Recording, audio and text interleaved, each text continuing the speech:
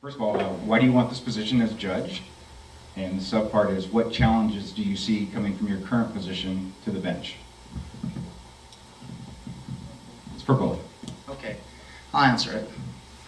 I've done everything I can do in the DA's office, except for be the DA. I oversee a number of individuals in their office. I run a lot of, actually, the rope team for Metro, Henderson, and North Las Vegas. And I deal with a lot of staff. And during my years of being in the DA's office, like I said, I've practiced law in every court. I've been in front of Tony.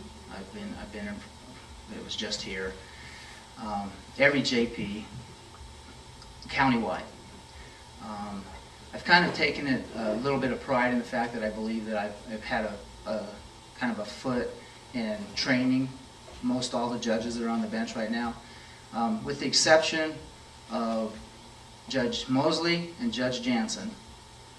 I've been practicing law as long as all the judges weren't on the bench, and I've had an opportunity to be the first person trying cases in front of them. I've done 130 jury trials. It's the most jury trials than anyone in my office.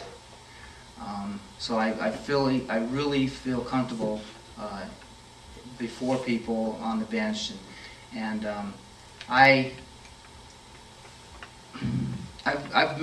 kind of come to a threshold in my life that I want to do something different. Now my wife's not real happy about it because I will take a substantial pay loss. But I want to be able, one of the things I see about the justice court level is that the justice of the peace meet a huge array of people.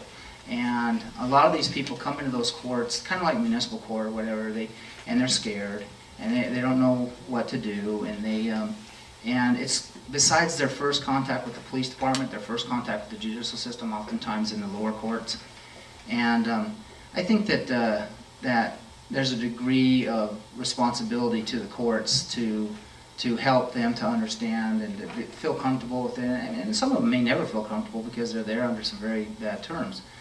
But I think you have to have the confidence of that experience brings with it, that you gain through your experience, to be able to see through some of the garbage, so to speak, and see the people that really need the help.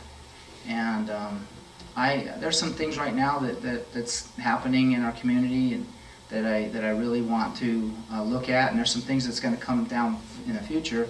And one of the things I feel good about talking with you people is, and I've had an opportunity to talk with Steve in the past, is that I do believe that we're going to have some big issues when we're done with the conflict over in Iraq.